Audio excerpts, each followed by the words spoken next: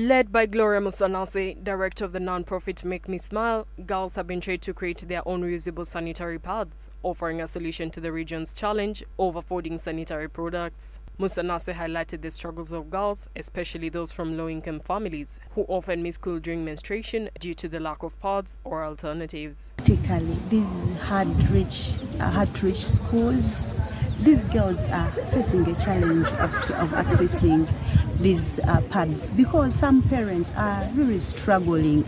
You find that like this area, most families are concerned with sugar canes, which they do for 4 years. They are putting in labor, they are putting and the returns are they're struggling. So it becomes hard for a mother to buy 4,000 a packet of pads to give the girl. So they end up picking these old used clothes, and then they use them, and the hygiene is poor, and then the weather is hot. So in the process, they get these infections. Musanase stressed the importance of hygiene and supporting girls in maintaining their health, noting that girls need hygienic support so they no longer have to rely on dirty rugs during their periods. As us Make Me Smile, ours is to make these girls smile, make them comfortable throughout that season, that period. So that if they are there, they feel they are loved, they are acceptable. They're not struggling, looking for those old attires for their mothers to just use, but they have those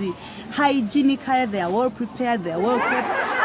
Live happily. So if the parents, the school, the teachers can understand and support them, and also we, the other wishers, these materials are not expensive. Let's have the spirit of wound. I'm so grateful to a few individuals. Meron Neon Shuti, the senior woman teacher at Busanza Secondary School, acknowledged that menstruation is a major barrier for girls in the area, saying that many girls struggle due to long distances to school and come from poor families. Coming from far, when they are putting on a pad, you find they are complaining, they have some burn in between the thighs because of long distance. And another thing, some families, where they come from, some cannot afford buying pads, and hence they fail to get what to do, and sometimes they drop out of school because of that challenge. The impact of this initiative has been positive, with teachers such as Fiona Bahunjirehe, a literature teacher at Busanza Secondary School, praising Gloria Musanase's efforts. She expressed gratitude for Gloria's innovative approach to training students to make reusable sanitary pads, noting that the initiative will help many girls remain in school and continue their education without the shame or fear of menstruation. I would like to give my appreciations, my sincere appreciations to Musanase Gloria from Make Me Smile, who gave reusable sanitary pads to secondary school going girls from Busanza. That was a very, very good move that came as a risk to our girls who have been having a problem with sanitary towels.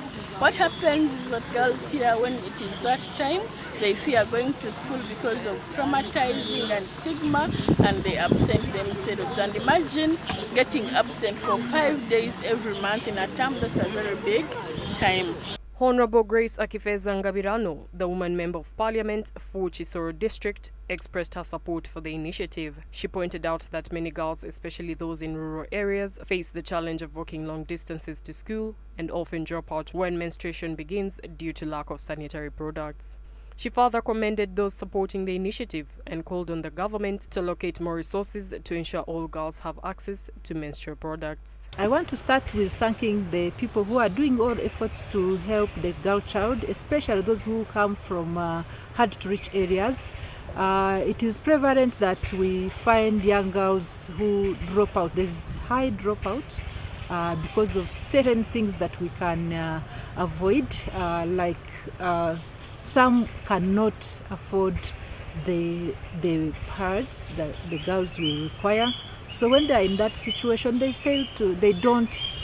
shy away from school, which means they will drop out of school eventually when they reach that age. And there's in those hard-to-reach areas which are mountainous, you'll find the girls, many of them are shying away from school. I want to call upon government to bring in some programs that shall will specifically target girls to get those facilities, those special needs of the girl to for them to be able to go in school without shame. The dropout rate for girls in Kisoro District is a growing concern, particularly at the secondary level. While primary school enrollment is high, many girls drop out due to their inability to afford school fees or menstrual hygiene products. Additionally, social pressures to marry or work in markets further limit their educational opportunities. Training girls to make reusable pads is a small but impactful step toward overcoming these challenges. With continued support and awareness, more girls can stay in school, continue their education, and reach their full potential without the barriers of menstruation.